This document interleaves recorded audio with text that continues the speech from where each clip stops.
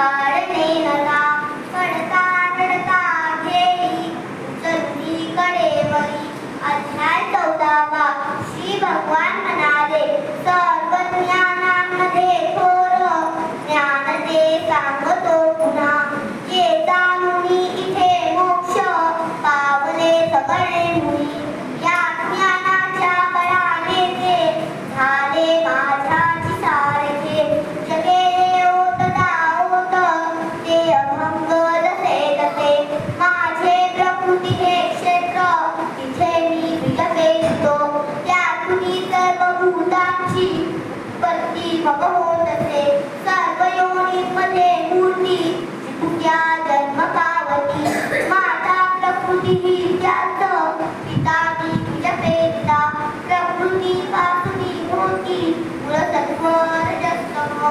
ते निर्विकाराभ्यास जणू देहात तुम्पिती. त्यात निर्मळते सत्व ज्ञान आरोग्य वाढवी.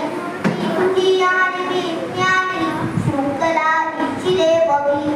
रजदेवासना रूप कृष्ण आसक्ती वाढवी.